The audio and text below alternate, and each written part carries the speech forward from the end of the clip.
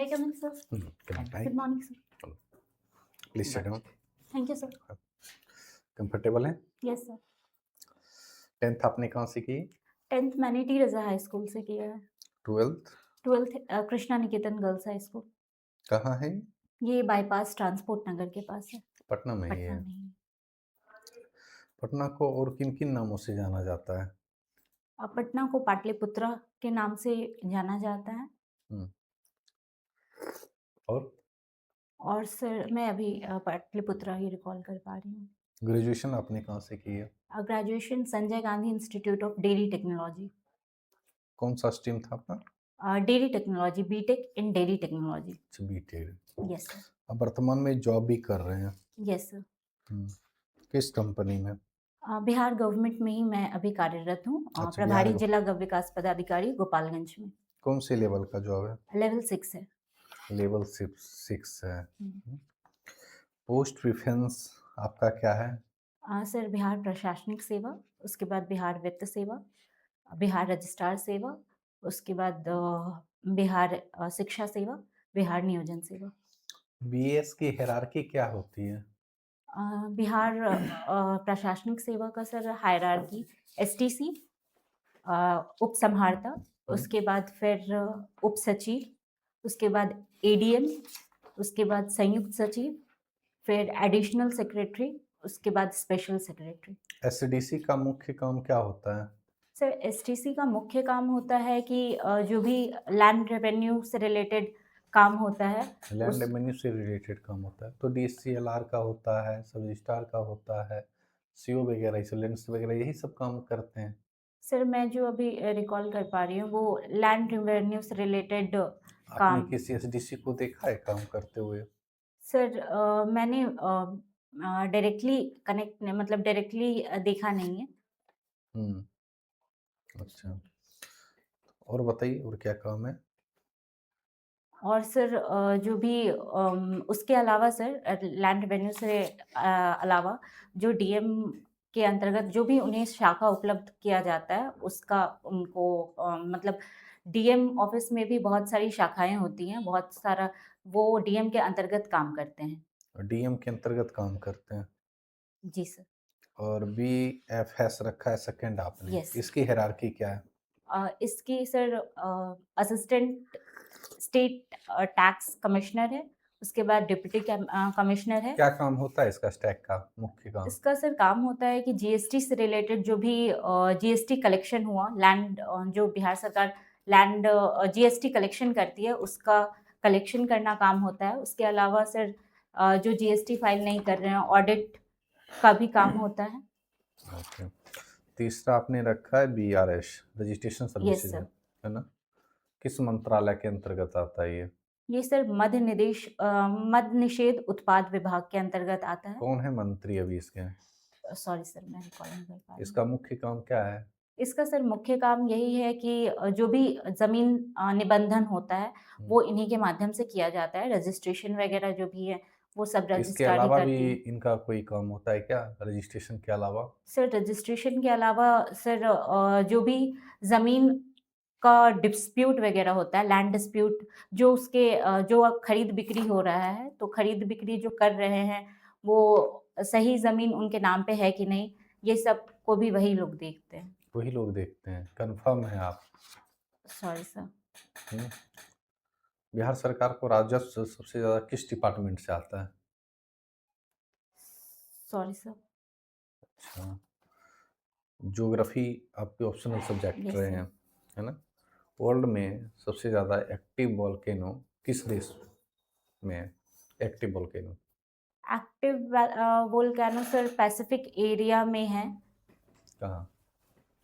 Sir ring of fire जहाँ पे है एग्जैक्टली सर मैं जगह रिकॉल अभी नहीं कर पा रही। इंडिया में कहें तो?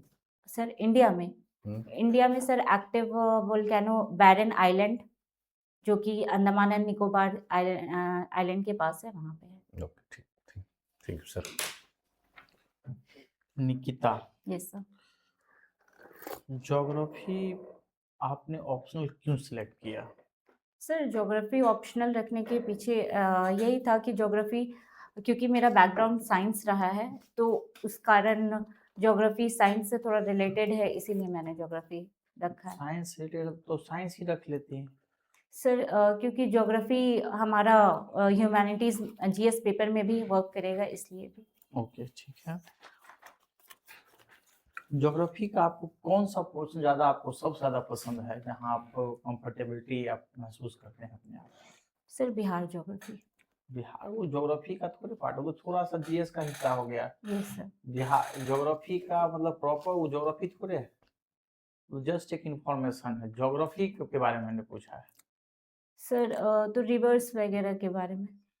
ज्योग्राफी का क्लासिफिकेशन पता है? Sir physical geography, human geography.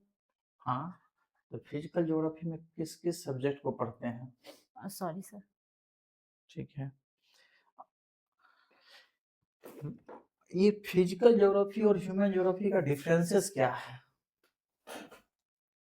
Sir physical geography में जो भी लैंड, माउंटेन्स, वैलीज, ये सब के बारे में जो नॉन लिविंग हो गए वो चीज़ के बारे में देखते हैं। ह्यूमन ज्योग्राफी में सर जो डेमोग्राफिक डिविडेंड हो गया, जो वहाँ की लोगों के बारे में, उनके बारे में हम लोग पढ़ते हैं ह्यूमन ठीक है। ज्योग्राफी में। एक आप पढ़े होइएगा, मुझे मेरे समझ से, Wegener continental drift theory. Yes sir. ये थ्योरी किस चीज से संबंधित है? Sir Wegener continental drift theory एक सर पहले के टाइम, मतलब पहले बहुत सारे बिलियन ईयर्स एगो वहाँ पे सब लोग, मतलब जो भी कॉन्टिनेंट थे सब एक ही है। जैसे अभी हमारा 7 कॉन्टिनेंट है, पहले एक ही कॉन्टिनेंट थे। वो फिर बहुत टाइम के बाद एक दूसरे से ड्रिफ्ट किए, जिस इसको एक लाइन में क्या बोलेंगे? अगर इस थ्योरी के बारे में हम सिर्फ बोले एक नहीं, हमको 3 वर्ड में इसका हमको आंसर देने के लिए, 3 से 4 वर्ड में। तो सर कॉन्टिनेंटल ड्रिफ्ट थ्योरी है ये। हाँ, उस थ्योरी को अगर हम ये नहीं बोल करके वैगनर का थ्योरी का अगर हम बताएं, distribution of ocean and continent, yes sir. ये पूरा थ्योरी का सार यही है। ठीक है। अच्छा, ऐसा उसमें कौन सा फोर्स था जिसके कारण जो वैगनर बोले कि सारे कॉन्टिनेंट अलग हुआ है? सर उसमें जो बात की जाती है कॉन्वेक्शनल करंट और के कारण। कन्वेक्शनल करंट की बात कही गई है इस थ्योरी में, वैगनर के कॉन्टिनेंटल ड्रिफ्ट थ्योरी में। Sorry sir. अच्छा, कन्वेक्शनल करंट के बारे में बात जो कही गई है वो प्लेट व्युत्पत्ति सिद्धांत, सुना है? Sorry sir. प्लेट व्युत्पत्ति, plate tectonic theory, yes sir. ये थ्योरी कौन दिए थे? सर नेम अभी मैं रिकॉल नहीं कर पा रही हूँ। तो ठीक है। अभी वर्तमान में कितने लार्ज प्लेट हैं, बड़े प्लेट हैं? सर टोटल 5 लार्ज प्लेट है और 4 से 5 माइनर प्लेट है। 4 से 5 ही हैं? मुझे मतलब लार्ज प्लेट के नाम बता सकती हैं आप? Yes sir. हाँ। African plate, Pacific plate. Sorry sir, मैं अभी ये 2 रिकॉल कर पा रही हूँ। ओके, ठीक है। आप जो है एक बोलते हैं एक्सट्रूसिव वोल्केनो, एक होता है इंट्रूसिव वोल्केनो, ये क्या है? सर एक्सट्रूसिव वोल्केनो हो गया जो बाहर जिसका आपको लैंडफॉर्म जो भी है, लैंडफॉर्म के बाहर उसका दिखता है, और इंट्रूसिव में अंदर दिखता है। इसके एक दो एग्जांपल बता सकती हैं? सर एग्जाम्पल मैं अभी रिकॉल नहीं कर पा रही हूँ। ओके, कोई बात नहीं। सर अब अभी कहाँ पे जॉब है आपका? गोपालगंज में। गोपालगंज। कौन से पोस्ट पे है? प्रभारी जिला गव विकास पदाधिकारी। प्रभारी जिला?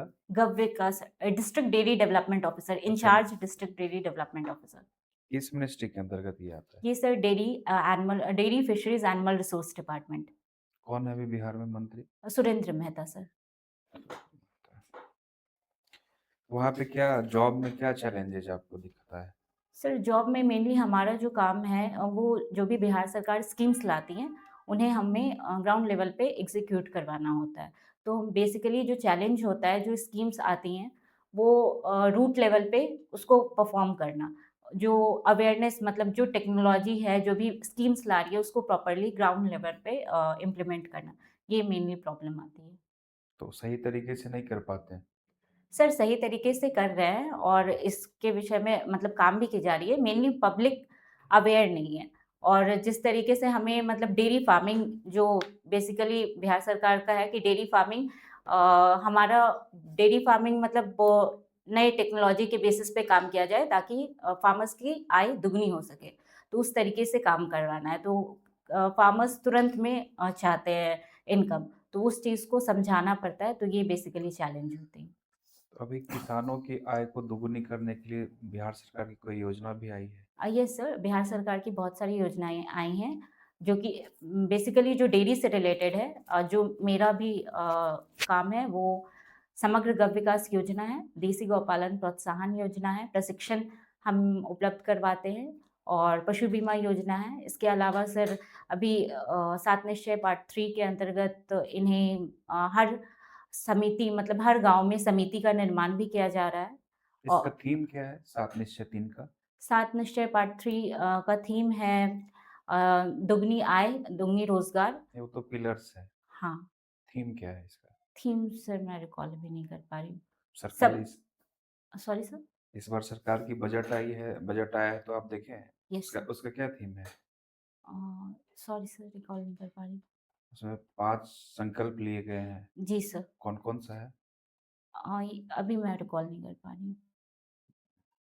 अच्छा, अभी हाल ही में अमूल और मदर डेयरी को लेकर कोई कंट्रोवर्सी आई है रिसेंटली। अ, अमूल और मदर डेयरी सर अमूल और मदर डेयरी को लेके कंट्रोवर्सी दोनों एक कॉम्पिटिटर के तौर पे अमूल कोऑपरेटिव है और मदर डेयरी एक प्राइवेटली रन कर रही है। और सर कंट्रोवर्सी मैं अभी रिकॉल नहीं कर पा रही हूँ। फूड कंट्रोवर्सी प्रोडक्ट को किस लेकर, सेंस? Sorry sir? खाद्य मिलावट के रूप में उसको लेकर। यस सर, एडल्ट्रेशन को लेके। हुँ। एडल्ट्रेशन को लेके सर अभी बहुत जगह एडल्ट्रेशन को लेके ये बहुत बड़ी प्रॉब्लम है फूड एडल्ट्रेशन को लेके, जो कि अभी फसाई बहुत जगह ऑडिट भी कर रहे हैं हुँ। और इस रिगार्डिंग फसाई के द्वारा नियमित तौर पे ऑडिट किया जा रहा है और भी बहुत सारी चीज़ें सर हो रही हैं। अच्छा, आपके हिसाब से बिहार की प्रमुख समस्या क्या है? सर बिहार की प्रमुख समस्या लिटरेसी लिटरेसी है। लिटरेसी है। Yes sir. अगर मान लेते हैं कि सभी लोग पढ़ लें, जैसे केरल, वहाँ की लिटरेसी तो बहुत ज़्यादा है, यस सर। तो फिर तो वहाँ कोई समस्या नहीं होनी चाहिए। नहीं सर लिटरेसी है और हुँ। उसके साथ-साथ बहुत सारी समस्याएँ हैं, लेकिन अगर प्रमुख समस्या के बारे में मैं बात करूँगी, तो लिटरेसी है। अगर लिटरेसी आ जाएगी तो बाकी समस्याओं को हम लोग समाधान कर सकते हैं, अपने एजुकेशन के माध्यम से। आपको याद होगा कि उड़ीसा की लिटरेसी बिहार से भी कम रहती थी। हुँ। आए दिन देख लीजिए कि उड़ीसा कहाँ है और बिहार कहाँ है, वहीं पे। क्यों? सर उसके पीछे हमारे यहाँ नेचुरल कारण भी हैं और मैन मेड कारण भी है। नेचुरल कारण इस सेंस में है कि क्योंकि हमारा जो बिहार का ज्योग्राफी है, वो हमेशा हम लोग बाढ़ ग्रसित रहते हैं और सुखाड़ ग्रसित भी रहते हैं। तो ये सब कारण हैं जिसके कारण हमारे यहाँ इंडस्ट्रियल एडवांसमेंट नहीं हो पाता है, इंडस्ट्रीज़ यहाँ पे सेटअप नहीं कर पाती हैं क्योंकि most of the time flood एक टाइम आता है या तो और फिर ट्रांसपोर्टेशन की भी कमी है। क्या कारण है बिहार का औद्योगिक पिछड़ेपन का? सर औद्योगिक पिछड़ेपन का कारण जैसा कि मैंने बताया कि एक औद्योगिक पिछड़ेपन का कारण ये भी है कि यहाँ पे हमारे यहाँ फिजियोग्राफी जो बिहार का है, वो फ्लड आता है जिसके कारण कोई भी औद्योगिक यहाँ पे सेटअप नहीं करना चाहते हैं कि उनका जो भी कैपिटल है, वो लॉस चला जाएगा फ्लड के कारण। दूसरा कारण सर ये भी है कि यहाँ पे जो ट्रांसपोर्ट कनेक्टिविटी है, उस तरीके से अभी नहीं हो पाई है, जो कि अभी लगातार इस दिशा में काम किए जा रहे हैं। तीसरा सर यहाँ पे है कि लोग स्टार्टअप कल्चर या फिर बिज़नेस माइंडेड अभी उस तरीके से नहीं बढ़ पाए हैं, जो कि अभी इस दिशा में लगातार बिहार सरकार द्वारा काम किया जा रहा है, उद्यमी को बढ़ाया जा रहा है। कौन-सी योजना चलाई जा रही है? मुख्यमंत्री उद्यमी योजना है, हुँ। फिर महिला रोज़गार योजना है, उसके बाद फिर सर बहुत सारी स्टार्टअप स्किल दी जा रही है, कौशल विकास योजना है। अच्छा, राइस प्रोडक्शन में भी इंडिया का रैंकिंग क्या है? राइस प्रोडक्शन में इंडिया की रैंकिंग सर रैंकिंग मैं रिकॉल नहीं कर पा रही हूँ। बिहार को कितने क्लाइमेट ज़ोन में बाँटा गया है? बिहार को 4 क्लाइमेट ज़ोन्स में बाँटा गया है। सबसे ज़्यादा कहाँ पे है? सबसे ज़्यादा नॉर्थ वेस्टर्न पार्ट में है। हॉबी आपका है diary writing. Yes sir. Recently अभी क्या लिखे हैं आप? रिसेंटली सर मैं डेली जो रूटीन रहता है उसी के बारे में मैं लिखती हूँ।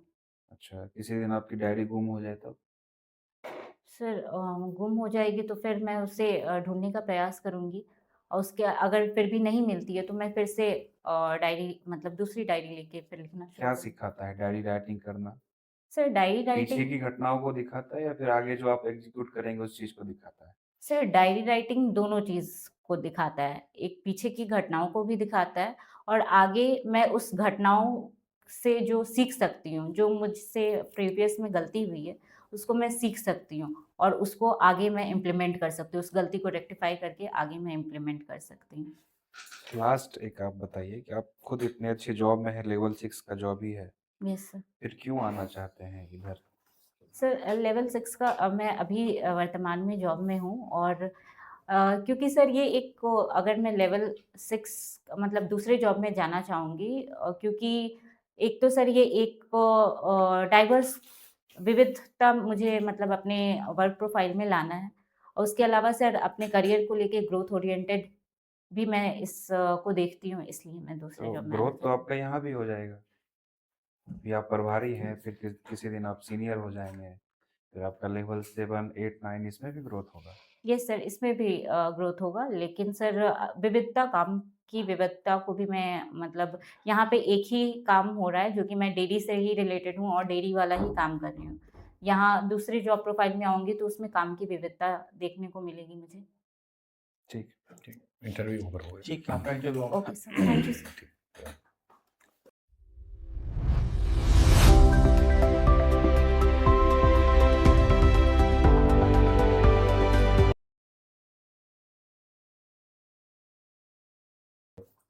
हाँ, प्लीज़ चेक कैसा लगा खुद का इंटरव्यू? सर कुछ जगह मुझे मतलब पढ़ने की ज़रूरत है। ऑप्शनल को लेके थोड़ा-सा डेटा फैक्ट्स मैं नहीं याद कर पा रही हूँ। कॉन्फिडेंस लेवल तो आपका अच्छा है। पोस्ट प्रेफ़रेंस से रिलेटेड चीज़ों को देख लें, है ना? उसके यस सर। वर्क क्या हैं? वर्क एक्चुअली मतलब एग्ज़ैक्ट वर्क आपको नहीं पता यस है सर। ना ये? उसके बाद ज्योग्राफ़ी से रिलेटेड बातें कर रहे थे, सर भी पूछा, मैंने भी पूछा, जैसे सब बेसिक क्वेश्चन पूछे थे, प्लेट टेक्टोनिक थ्योरी, ये सब तो टिप पे रहने ही यस चाहिए। सर। या वोल्केनो की बात किए थे, है ना? माउंट टेंटेना या फिर वो जो भी है, हवाईती, सब तो बेसिक क्वेश्चन हुँ। हैं। तो आपके टिप पे ये सब होने चाहिए। तो ज्योग्राफ़ी के जो फैक्ट है, बेसिक फैक्ट्स, उसको आप देख लें, है ना? पोस्ट प्रेफ़रेंस को देख लें और पटना से रिलेटेड चीज़ों को थोड़ा-सा जान, क्योंकि पटना से हैं आप, तो यहाँ के इतिहास के बारे में, ज्योग्राफ़ी के बारे में, तो थोड़ा इसको देख लें, गो थ्रू कर लें। बाद बाकी अच्छा जाएगा, कॉन्फिडेंस लेवल आपका बहुत सही है। ऐसा नहीं कि नॉलेज नहीं, नॉलेज भी है आपकी, बस फैक्ट्स कहीं-कहीं उतने बेसिक फैक्ट्स वो मिसिंग है ना? आप आंसर जो दे रहे हैं, अच्छे तरीके से आंसर दे भी रहे हैं, कॉन्फिडेंस लेवल आपका बहुत अच्छा है, अच्छा जाएगा ओवरऑल इंटरव्यू। सर जैसे कि मैं मतलब किसी भी आंसर को ज़्यादा इलैबोरेट कर दे रही हूँ, हुँ। उसको थोड़ा कम करने की आदि ज़रूरत तो है। थी पॉइंट, यदि हाँ। सामने वाला चाहेंगे तो हुँ, और पूछ लेंगे आपसे, तो फिर उसको हुँ, आपको आंसर करना है, क्या दिक्कत है? यदि सामने वाला इच्छुक होंगे कि नहीं मुझे और जानना है, तो फिर हुँ, उसे क्रॉस क्वेश्चन करेंगे, ठीक है ना? Okay sir. ठीक है Nikita, all the best. Thank you sir. एक चीज़ हाँ, अभी आपका है, बैठिए, बैठिए। आपने जो है प्लेट टेक्टोनिक वगैरह में कई जगहों पे रॉन्ग इन्फॉर्मेशन बोलना शुरू हो गए यस थे। सर। अगर नहीं आता है तो बोल दीजिए कि सर पढ़ी थी, अब याद नहीं। हुँ, वो ज़्यादा अच्छा है। हुँ, बट आप 4-5 प्लेट्स हुँ, इस ये सब नहीं बोलना है, ठीक है? जब नहीं पता है तो नहीं पता है। क्लासिफ़िकेशन आपका जो है सो बिहार ज्योग्राफ़ी नहीं होता है। और ज्योग्राफ़ी का क्लासिफ़िकेशन बोला तो पहला ज्योग्राफ़ी का क्लासिफ़िकेशन में क्या देखिएगा? फिज़िकल ज्योग्राफ़ी, फिज़िकल फिज़िकल में ज्योग्राफी। आपका क्या-क्या है? वो पता होना चाहिए कि सब्जेक्ट आपने ऑप्शनल रखा है तो उसके बारे में पता होना चाहिए। हाँ, ये अभी हम लोग जीएस में पढ़ने में बिहार ज्योग्राफ़ी पढ़ लेते हैं। हुँ, हुँ, तो जस्ट वो बिहार का इन्फॉर्मेशन हम पढ़ते हैं, ठीक है? तो ये चीज़ें आपको थोड़ा-सा जो मतलब आप इसके लिए क्या कीजिएगा 11th और क्लास 12 का एनसीईआरटी एनसीईआरटी पूरा 2-3 बार पढ़िए, ठीक है? ये सब बेसिक-बेसिक चीज़ें इन्फॉर्मेशन है, वो आप कर लीजिए। कब है इंटरव्यू? 26 मार्च। 26 मार्च तो आप काफ़ी 4 बहुत मार्च समय पर हम्म। बहुत पढ़ सकती हैं। आराम से आपके तैयारी पास करिए, कोई दिक्कत नहीं। तो आप रॉन्ग इन्फॉर्मेशन से बस बचिएगा, हम्म। मेरा सजेशन ये रहेगा आपको, क्योंकि सामने वाले सारी चीज जान रहे हैं। जान रहे हैं। ठीक है निकिता, ठीक है ठीक है सर। बाकी ठीक ही है, बेसिक थोड़ा सा आप देख लीजिए, क्योंकि आपके डिपार्टमेंट का जो है वो तो आपको अच्छे से पता है, और आपको जो पता है वो आपको अच्छे से बताते हैं, और जो नहीं पता है उसमें थोड़ा सा दिक्कत है।